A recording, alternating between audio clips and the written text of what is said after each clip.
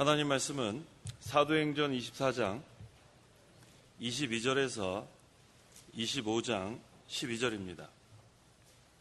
그러자 벨릭스가 이 도에 관한 것을 잘 알고 있었으므로 신문을 연기하며 말하기를 천부장 루시아가 내려오면 너희들의 문제들을 판결하겠다 하고 그가 백부장에게 명령하여 그를 지키되 자유를 주고 또 그의 친지들 중 누구라도 그를 돌봐주는 것을 금하지 말라고 하였다. 며칠 후에 벨릭스가 유대 여자인 자기 아내 두루실라와 함께 와서 바울을 불러 그리스도 예수님을 믿는 믿음에 대하여 들었다. 바울이 의와 절제와 장차 임할 심판에 대해 강론하니 벨릭스가 두려워하며 대답하기를 지금은 가라. 시간이 나면 너를 부르겠다라고 하였다. 그는 바울에게서 돈을 받을까 기대하고 바울을 자주 불러내어 그와 이야기를 나누었다. 2년이 지난 후에 보르기아 베스도가 벨릭스의 후임으로 직책을 맡게 되었는데 벨릭스는 유대인들에게 호의를 얻고자 하여 바울을 가두어 두고 있었다. 25장 1절 베스도가 그 부임지에 도착한 지 3일 후에 가이사랴에서 예루살렘으로 올라가니 대제사장들과 유대인들의 지도자들이 바울에 대해 고소를 언급하였다. 그들이 베스도에게 바울의 문제와 관련하여 호의를 베풀어 달라고 간청하며 바울을 예루살렘으로 보내달라고 요청하니 이는 그들이 매복해 있다가 길에서 그를 죽이려 함이었다. 그러나 베스도는 바울이 가이사랴에 감금되어 있으며 그 자신도 곧 그곳으로 떠나려 한다고 대답하고 말하기를 너희 중 유력자들이 함께 내려가서 만일 그 사람에게 무슨 옳지 못한 것이 있으면 고소하라 라고 하였다. 베스도가 그들 가운데 길어야 8일이나 10일쯤 머문 후에 가이사랴로 내려가서 이튿날 재판 자리에 앉아 바울을 데려오라고 명령하였다. 그가 나타나자 예루살렘에서 내려온 유대인들이 그를 둘러서며 여러 무거운 제목들로 고발하였으나 그것들을 능히 증명하지는 못하였다. 바울이 변론하기를 나는 유대인들의 율법이나 성전이나 가이사에 대하여 아무 죄도 범하지 않았습니다 하니 베스도가 유대인들에게 환심을 사고자 하여 바울에게 대답하여 말하였다. 내가 예루살렘으로 올라가 거기에서 이 일들에 대하여 내 앞에서 재판을 받겠느냐. 그러자 바울이 말하였다. 내가 가이사의 재판 자리에 서 있으니 여기에서 재판을 받아야 합니다.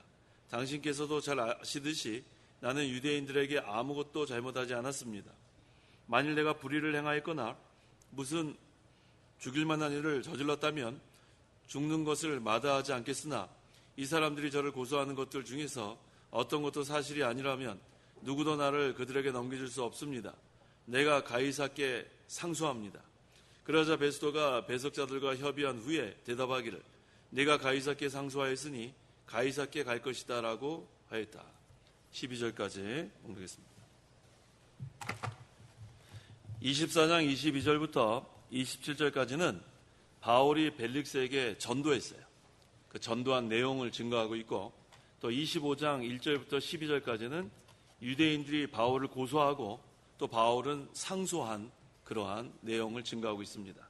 그러므로 이 시간 증거의 말씀의 제목은 유대인들의 고소와 바울의 상소, 유대인들의 고소와 바울의 상소란 제목으로 말씀 전하겠습니다. 22절 그러자 벨릭스가 이 도에 관한 것을 잘 알고 있었으므로 신문을 연기하며 말하기를 천부장 루시아가 내려오면 너희들의 문제들을 판결하겠다 하고 벨릭스가 이 도에 관한 것을 잘 알고 있었으므로 이 도가 바로 십자가의 도인데 벨릭스가 이것을 어떻게 알고 있었는지 잘 모르겠지만 알고 있다고 했어요. 그래서 우리가 추측컨대 가이사랴에 살았던 전도자 빌립의 영향을 받지 않았나 우리는 추측을 합니다. 그래서 그 벨릭스의 아내 그 유대인 아내 두루실라에 의해서 이 십자가의 도가 전달되었다고 추측할 정도입니다. 또는 유대 지역을 총괄하는 총독이니까 또 유대의 종교적 상황을 파악하기 위해서 또 그것에 대해서 알 수도 있습니다. 이거 추측만 할 수 있지 성경에 자세히 나와 있지는 않지만 어쨌든 벨릭스가 이 도에 가는 것을 잘 알고 있었다는 것은 분명합니다. 자, 그런데 이 벨릭스가 신문을 연기한다고 했어요. 지금 이 더둘로까지 앞세워가지고 바울을 고소하고 그 다음에 또 바울은 변론했는데 그 정도면 충분히 진상을 규명할 수 있는데도 불구하고 지금 이 벨릭스는 판결하지 않고 지금 신문을 연기했다고 했어요. 그러면서 또 뭐라고 했냐면 천부장 루시아는 이미 편지를 통해서 다 보고했는데 지금 또 바울을 통해서 직접 변론도 들어봤는데 근데 신문을 연기했어요. 잘한 거예요? 잘한 것 같아요? 잘못했죠. 판결을 해야죠. 바울이 다 변론했잖아요. 잘못한 게 하나도 없으면 잘못하지 않았다. 여기서 그냥 끝나면 좋겠는데 이 사람은 우리가 지난주에 증거한 것처럼 그렇게 좋은 사람은 아닙니다. 그래서 지금 판결을 하지 않고 신문을 연기했다고 했어요. 23절 23절 그가 백부장에게 명령하여 그를 지키되 자유를 주고 또 그의 친지들 중 누구라도 그를 돌보아 주는 것을 금하지 말라고 하였다. 네. 하지만 지금 이 바울은 로마 시민이기 때문에 함부로 할 수는 없어요. 아무리 벨릭스라고 해도. 그래서 그를 지키되 지금 판결을 아직 하지 않았으니까 지켜야 됩니다. 그런데 판결을 연기하고 그 다음에 바울을 지키긴 지키지만 뭐를 줬어요? 자유를 줬어요. 이게 하나님의 은혜죠. 지금 자유까지 없으면은 깊은 그러한 감옥 속에 들어가서 아주 암흑과 같은 그런 곳에서 살 텐데 그래도 하나님께서 바울에게 이렇게 자유를 얻게 하고 그 다음에 또 뭐라고 했죠? 그의 친지들 중 누구라도 그를 돌봐주는 것을 금하지 말라. 그러니까 아마 거기 뭐 먹을 거나 또 의복이나 이런 것들을 전달할 수 있도록 허락한 것 같습니다. 24절 24절 며칠 후에 벨릭스가 유대 여자인 자기 아내 두루실라와 함께 와서 바울을 불러 그리스도 예수님을 믿는 믿음에 대하여 들었다. 예, 아까 제가 우리 추측했다고 했죠. 이 벨릭스가 도대체 어떻게 십자가의 도에 대해서 알 수 있었을까? 누구를 통해서 안 것 같다고 추측했어요? 그의 아내? 이름이 뭐예요?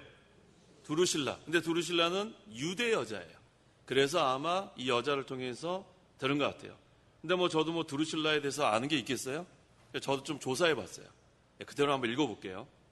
두루실라가 어떤 여자인지 이번 기회에 한번 우리 알아보면 좋겠습니다. 그대로 읽겠습니다. 두루실라는 헤롯 아그리빠 1세의 딸이에요. 그 다음에 아그리빠 2세의 누이. 그 다음에 처음에는 코마겐의 왕자 에피파네스와 약혼했지만 그가 할례를 거부했기 때문에 파혼하고 후에 할례를 받아야 한다는 조건을 수락했던 에메사의 왕 아지주스와 결혼했습니다. 복잡하죠? 가뜩이나 오후 예배 시간에. 그래 들으세요.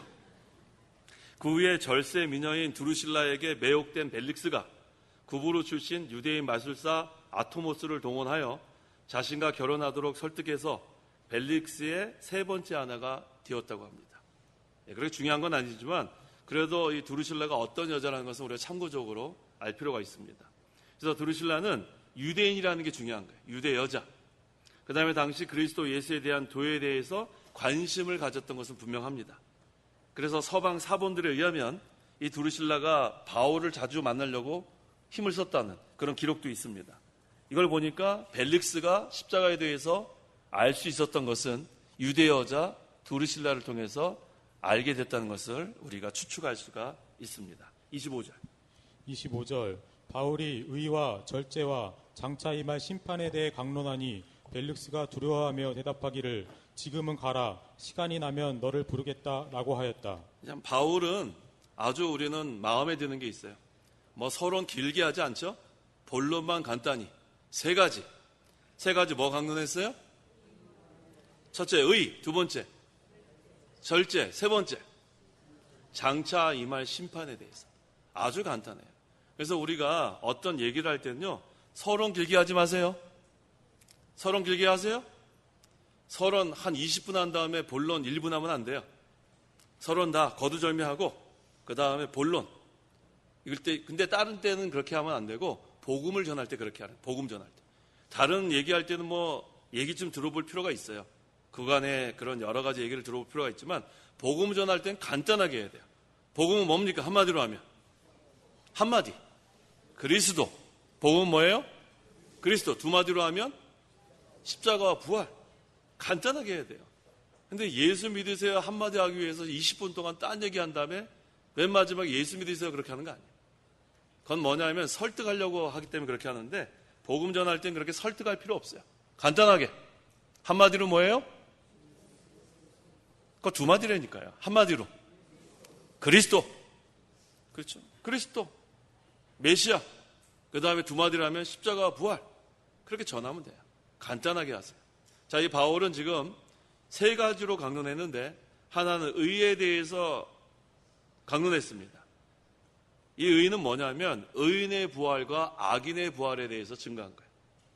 의인의 부활은 생명의 부활, 악인의 부활은 사망의 부활, 형벌의 부활. 그래서 예수님 믿으면 우리는 법적으로 다 의롭다함 받았습니다. 의인. 그 다음에 믿지 않는 사람들은 악인. 그래서 믿는 사람은 이제 의인으로서 이 세상 사는 동안에 의를 세워나가는 게 우리의 사명이에요. 의인이기 때문에. 그래서 뜻이 하늘에서 이룬 것 같이 주기도문에 뭐라 그랬어요? 땅에서도 이루어지이다. 하나님의 뜻이 의를 세워나가는 거예요. 그래서 하늘에서 의의 세계가 이루어진 것 같이 땅에서도 의의 세계가 이루어질 수 있도록 그렇게 기도하는 거예요. 그 다음에 의인은 뭘로 산다고 그랬어요? 의인은 믿음으로 살리라. 의인은 믿음으로 사는 거예요. 이것에 대해서 지금 사도 바울이 벨릭스에게 강론했습니다. 그 다음에 우리는 의의 옷을 점점 입어나가야 돼요. 의의 옷. 성도 여러분들은 어떤 옷을 입었어요? 의의 옷 입었어요? 안 입었어요? 우린 다 입었어요. 의의 옷. 그리스도로 옷 입는 생활. 벌써 우리는 법적으로는 전부 다 의인이 됐고 그 다음에 날마다 죄를 벗어버리고 의의 옷, 그리스도의 옷을 입어나가는 생활을 계속해 나가는 것. 이거에 대해서 강론한 것 같습니다. 자, 그 다음에 두 번째는 뭐에 대해서 강론했어요? 절제. 성도 여러분 절제 잘해요? 대답 못할 줄 알았어요. 절제 잘해야 돼요. 시간의 절제. 우린 시간을 잘 절제 못했다가 많아요. 시간. 우리 시간이 하루에 몇 시간이에요? 24시간이 24시간. 24시간을 모자라서 절제매는 사람이 있고 24시간이 안 가서 괴로워하는 사람이 있어요. 왜 이렇게 하루가 긴지. 날씨는 더운데. 하루가 너무 길어요? 길어요? 하루가 짧아야 돼. 하루가 짧아야 돼. 짧단 말이에요. 24시간이 너무 짧아요. 그래서 우리가 이 시간을 잘 이렇게 사용해야 되는데 어떻게 하면 제일 잘 사용할 것 같아요? 시간 잘 사용하는 방법. 누가 한번 대답해 보세요. 시간 잘 사용하는 방법. 다 못 사용해요? 잘 사용하는 방법은 일찍 일어나야 돼. 일찍 일어나. 늦게 자면 벌써 시간 많이 빼앗긴 거예요. 일찍 일어나서 뭐부터 해야 될까요? 기도부터 해야 돼. 기도. 일찍 일어나서 기도하고 성경 읽고 벌써 그러면은 남들보다 앞서가는 거예요. 그러니까 중요합니다. 늦게 일어나면 벌써 몇 시간을 허비한 거예요.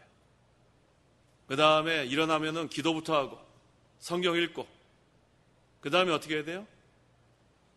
그 다음 어떻게 해야 돼요? 그 다음부터 각자 하는 일이 다 다르죠. 뭐. 학생은 뭐 공부하든지 직장인도 직장 가든지 주부들은 가정일 하든지 그때는 자기가 잘 쪼개서 쓰고 일단 믿는 사람들이 처음에 시간 잘 사용하는 방법은 아침 일찍 일어나는 거지. 일찍 일어나고 그 다음에 밤에 늦게 자고 늦게 자지 마요. 일찍 자. 일찍. 그래서 일찍 자고 일찍 일어나. 그게 바로 새 나라의 어린이잖아요. 그게 원래 좋은 거예요. 일찍 자고 일찍 일어나는 거.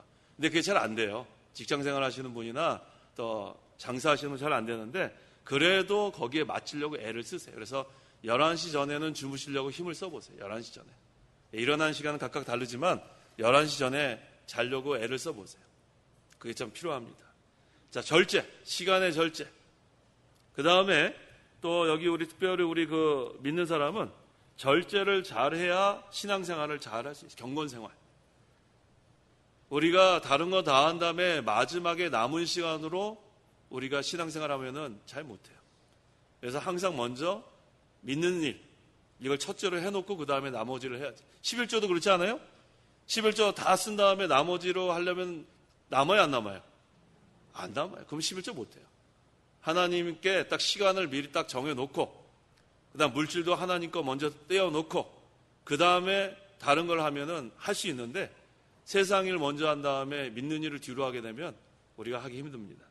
자, 의에 대해서 강론하고 절제에 대해서 강론하고 세 번째는요. 장차 임할 심판에 대해서 강론했어요. 이게 제일 중요한 거죠. 지금 벨릭스한테는. 공의의 심판. 믿지 않으면은 아까 우리 성경 공부 시간에 했나요? 예수 천당, 불신 지옥. 이거예요. 아주 간단해요. 예수님 믿으면 하늘나라 가고 믿지 않으면 지옥 간다는 거. 이거에 대해서.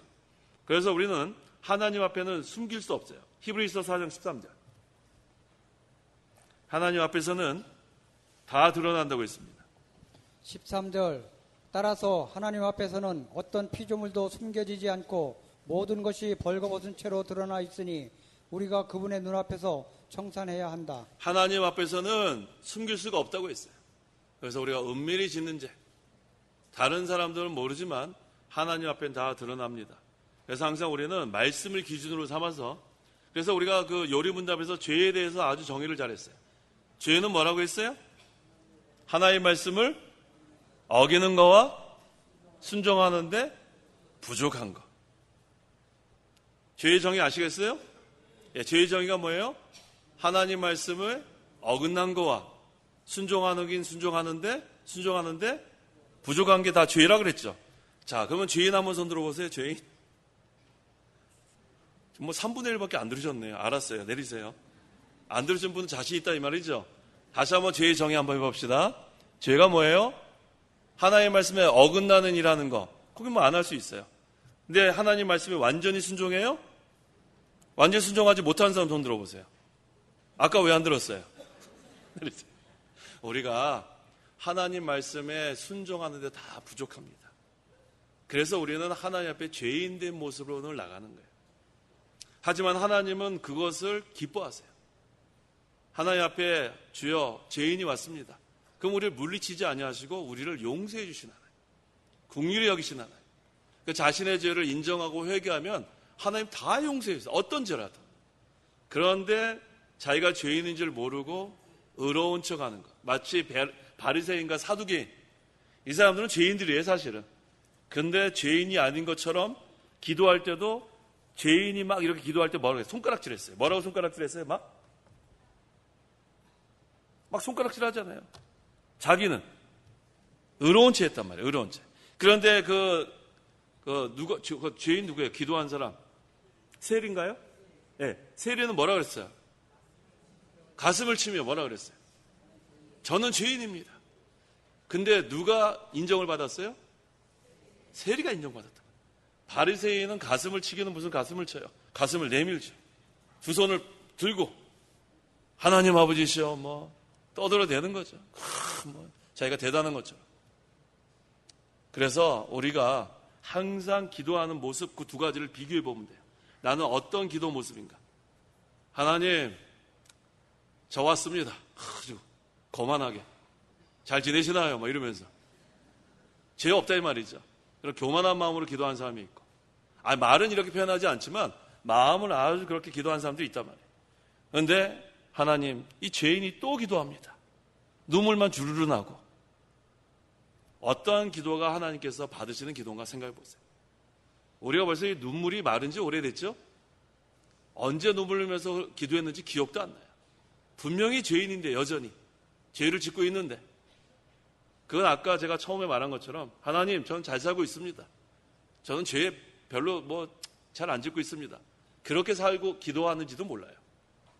우리가 항상 하나님 옆에 나아가면은 죄인인 줄을 알아야 돼. 죄인인지. 그래서 우리가 이렇게 한번 눈을 감고 생각해 보면 죄 지은 게 많아요. 사실은. 마음으로 지은 죄, 입으로 지은 죄, 행동으로 지은 죄가 많은데 우리가 그걸 그냥 건너뛰고 그냥 하나님께 간구로 넘어갈 때가 많아요. 뭐 해주십시오, 뭐 해주십시오, 뭐 해주십시오. 왜? 기도 시간이 짧으니까 회개할 시간이 없어요. 바빠서 회개는 그냥 건너뛸 때가 많죠? 많습니다. 잘 생각해 보세요. 제 말이 틀리나. 회개하는 시간 별로 갖지 않아요. 바쁘니까. 좀 기도가 지금 5분밖에 없는데 언제 회개해요? 간구할 시간도 없는데. 그러지 마시고 간구할 시간이 없으면 회개를 하세요. 하나님 우리가 간구하지 않아도 아실까요? 모르실까요? 아시는 하나님. 그래서 우리가 하나님께 회개하는 시간 건너뛰지 마세요. 회개하는 시간. 바쁘면 회개만 해도 돼요. 하나님 불쌍히 여겨달라고 회개만 하고 바쁘면 그렇게 하세요. 그러면 하나님이 우리의 마음을 위로해 주십니다. 자, 그래서 이제는 이 벨릭스가 회개를 하지 않았어요. 지금 의와 절제와 장차의 말 심판에 대해서 강론했지만 회개는 하지 않았다고 했습니다. 그래서 뭐라고 했냐면 지금은 가라. 시간이 나면 너를 부르겠다. 26절. 26절 그는 바울에게서 돈을 받을까 기대하고 바울을 자주 불러내어 그와 이야기를 나누었다. 역시 벨릭스는 좋지 않은 정치가입니다. 그래서 바울에게 돈을 좀 받을까 기대하고 바울을 자주 불러내어 이야기 나눴다고 했습니다. 27절. 27절 2년이 지난 후에 부르기오 베소서가 벨릭스의 후임으로 직책을 맡게 되었는데 벨릭스는 유대인들에게 호의를 얻고자 하여 바울을 가두어 두고 있었다. 판결을 얼마나 오랫동안 연기했어요? 2년이나 연기했어요. 이게 얼마나 좋지 않은 사람인지 알 수 있습니다. 그러면서 뭐라고 했습니까? 천부장 루시아가 내려오면 판결을 하겠다고. 그 다음에 2년이 지나도록 재판을 속기하지 않았어요. 이게 납득이 안 가죠? 그래서 벨릭스는 지금 바울을 석방하면 유대인들의 비난을 받을까 봐, 인기가 떨어질까 봐, 그래서 계속해서 바울을 억류한 것 같아요. 이거 아주 비열한 처사입니다. 그래서 이 벨릭스는 유대인들의 호의를 얻으려는 게 목적이에요. 죄 없는 사람 풀어줘야 되는데 어떻게 하든지 지금 2년 동안 억류해 둔 것은 이 바울을 희생시켜서라도 자기가 민심의 그러한 호의를 얻으려고 그러한 사람이었습니다. 그 다음에 보르기오 베스도가 벨릭스의 후임으로 총독으로 왔다고 했습니다. 25장 1절. 1절 베스도가 그 부임지에 도착한 지 3일 후에 가이사랴에서 예루살렘으로 올라가니. 자, 이제는 베스도가 총독으로 바뀌었어요. 누구에서 누구로 바뀌었어요? 자, 이제 벨릭스는 잊어버리세요. 자, 이번엔 베스도입니다. 베스도가 총독으로 부임지에 도착한 지 3일 후에 예루살렘에 올라갔다고 했습니다. 2절. 2절 대제사장들과 유대인들의 지도자들이 바울에 대한 고소를 언급하였다. 그들이 베스도에게 네, 지금 대제사장들과 유대인들 중에서 높은 사람들이 지금 베스도 총독에게 바울을 고소해서 예루살렘으로 보내달라고 좀 요청합니다. 그 이유가 있어요. 3절. 3절 바울의 문제와 관련하여 호의를 베풀어 달라고 간청하며 바울을 예루살렘으로 보내달라고 요청하니 이는 그들이 매복해 있다가 길에서 그를 죽이려 함이었다. 자, 큰일 났습니다. 이전에도 비슷한 일이 있었죠? 바울을 죽이지 않으면 며칠 동안 먹지도 않고 마시지도 않는다 그랬어요? 다 잊어버렸어요? 며칠 동안 먹지도 않고 마시지 않는다 그랬어요? 저도 몰라서 여쭤보는 거예요. 네? 죽일 때까지 아니라 며칠 있을 건데. 40일 맞아요? 40명이죠? 예. 지금 한번 제가 여쭤보는 거예요. 지금 40일 나왔어요, 40일. 40일이 아니고 40여 명이, 지금 우리 신인건 집사님 정확히 대답했어요. 40여 명이 죽일 때까지는 먹지도 않고 마시지도 않겠다 그랬어요. 그리고 우리가 띄엄띄엄 알면 40일 나온다니까요. 이거 뭐든지 정확히 알아야지 40일이 아니라 40여 명이 바울을 죽이기 전에는 먹지도 않고 마시지도 않겠다 그랬다. 그런 일이 있었죠. 2년 전에도. 근데 또 지금 비슷한 위험에 처했어요. 뭐라고 했습니까? 매복해 있다가 길에서 그를 죽이려고 합니다. 바울이 또 죽게 생겼습니다. 자, 이 사람들은 이 분노를 억제하지 못하는 거예요. 계속해서. 자, 화를 내어도 뭐 짓지 마라? 에베소서 4장 26절 27절. 26절 화를 내어도 죄를 짓지 마라. 해가 지도록 분을 품지 말고 마귀에게 틈을 주지 마라. 우리는 다 화를 낼 수 있어요. 우리는 화 안 내는 사람 한 명도 없습니다. 그런데 화를 내어도 뭐는 짓지 마라? 죄는 짓지 말고 그 다음에 분이 나요. 근데도 그 다음 날까지는 가져가면 안 돼요. 아시겠죠? 화낼 수 있습니다. 하지만 그날로 풀어야 돼요. 근데 만약에 그 분을 풀지 않고 그 다음 날 계속 하게 되면 누구한테 틈을 줘요? 마귀한테 틈을 줍니다. 그래서 우리는 그날 다 해결하고 그 다음에 주무셔야 됩니다. 4절에서 5절. 그러나 베스도는 바울이 가이사랴에 감금되어 있으며 그 자신도 곧 그곳으로 떠나려 한다고 대답하고 말하기를 너희 중 유력한 자들이 함께 내려와서 만일 그 사람에게 무슨 옳지 못한 것이 있으면 고소하라 라고 하였다. 베스도는 바울을 예루살렘으로 보내달라는 유대인들의 요청을 거절했어요. 이게 하나님의 은혜예요. 만약에 이때 보냈으면 바울은 매복했던 사람들에 의해서 암살당할 위험이 있어요. 이 하나님이 참 은혜가 감사합니다. 그래서 이전에도 천부장의 마음을 감동시킨 하나님께서 총독 베스도의 마음도 감동시킨 거예요. 이거 얼마나 감사하죠? 사람의 마음을 주장하시는 분이 누구예요? 하나님입니다. 사람의 마음을 하나님이 주장하세요. 잠언 16장 1절. 마음의 계획은 사람에게 있어도 말의 응답은 여호와께로부터 나온다. 모든 결정은 하나님께서 하십니다. 6절과 7절. 6절 베스도가 그들 가운데 길어야 8일이나 11점 머문 후에 가이사라로 내려가서 이튿날 재판 자리에 앉아 바울을 데려오라고 명령하였다. 그가 나타나자 예루살렘에서 내려온 유대인들이 그를 둘러서며 여러 무거운 제목들로 고발하였으나 그들은 능히 증명하지는 못하였다. 네. 지금 바울을 죽이려고 여러 가지 제목들, 무거운 제목들을 다 갖다 붙였습니다. 근데 증명하지는 못했어요. 우리 무거운 제목들 다 기억나요? 하나도 기억 안 나죠? 자, 하나씩 보겠습니다. 무거운 제목들이 첫째는 뭐냐면 율법을 범했다고 했어요. 율법. 바울이 유대인의 율법 범했다. 또 하나는 성전을 더럽혔다. 또 하나는 가이사를 거역했다. 또 하나는 예수님이 죽었다고 살아났다고 전한 것.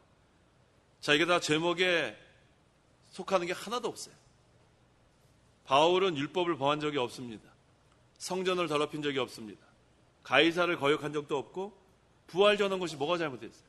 그러니까 그들이 무거운 제목으로 고발은 했지만 그 하나하나를 증명할 수는 없었습니다. 그래서 이 8절부터는 이 12절까지는 바울이 변론하는 그런 내용이 나옵니다. 8절. 바울이 변론하기를 나는 유대인들의 율법이나 성전이나 가이사에 대해 아무 죄도 범하지 않았습니다 하니. 맞죠? 바울이 죄를 범했어요? 안 범했어요? 범하지 않았어요. 바울이 율법이나 선지자, 이게 구약성경인데 구약성경에 잘못된 거, 구약성경에 어긋난 거 전파한 적 한 번도 없어요. 그 다음에 가이사에게 바울이 무슨 죄를 범했죠? 범한 적이 없습니다. 그 다음에 성전에 또 무슨 죄를 범했죠? 바울은 범한 적이 없어요. 바울은 항상 하나님 앞에 거리낌이 없이 또 사람 앞에 거리낌이 없이 신앙 양심을 따라 행동했기 때문에 당당할 수 있었습니다. 9절. 베스도가 유대인들에게 한심을 사고자 하여 바울에게 대답하여 말하였다. 내가 예루살렘으로 올라가 거기에서 이 일들에 대하여 내 앞에서 재판을 받겠느냐. 자, 이 베스도가 벨릭스보다는 좀 난 것 같죠? 좀 난 것 같아요.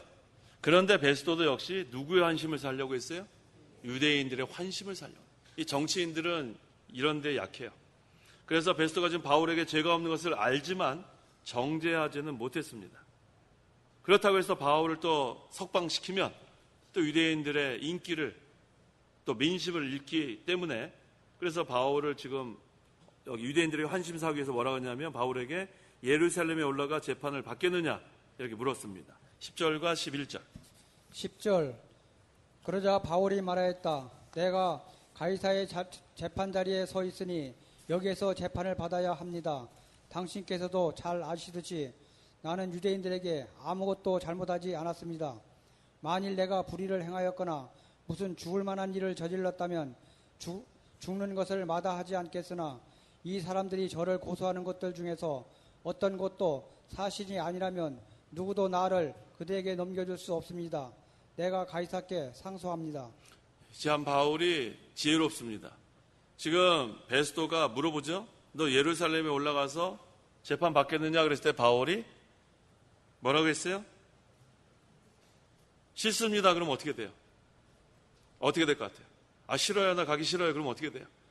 베스도가 지금 총독인데 총독의 권위가 좀 잃을 수 있잖아요. 그러면은 누구예요? 그 베스도가 너 내 말 안 들어? 그러면서 감정이 상할 수 있죠. 당장 올려보내. 그럴 수도 있단 말이에요. 그런데 지금 바울은 지혜롭게 싫다고 이렇게 정면으로 얘기하지 않고 뭐라고 돌려서 얘기했어요? 내가 가이사의 재판 자리에 서 있으니 여기에서 재판을 받아야 합니다. 베스토를 상당히 권위를 세워주는 거예요. 지금 가이사를 대리한 총독의 재판 자리가 가이사의 재판 자리라는 거예요. 그러니까 가이사가 아니라 베스토도 자기의 권위를 잃지 않고 권위도 세움을 받고, 그 다음에 또 만약에 바울이 예루살렘에 올라가게 되면 그 중간에 매복해 있던 사람의 공격을 받아서 죽임을 당할 수가 있는데, 바울도 예루살렘에 올라가다가 죽임 당하지 않고 두 가지가 다 잘 됐어요. 베스토도 권위가 세워지고. 그러니까 이 모든 것을 우리가 말할 때 말을 잘해야 돼요. 뭐 이렇게 얘기했는데 무조건 그냥 실속. 만약에 지금 이 베스토가 총독인데 바울이 눈을 일단 어떻게 해요?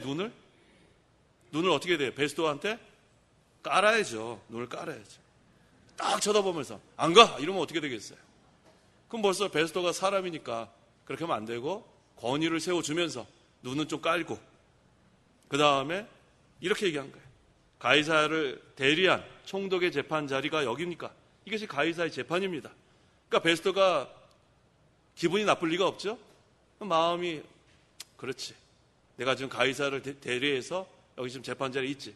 그러니까 당연히 예루살렘으로 올려보내지 않았겠죠.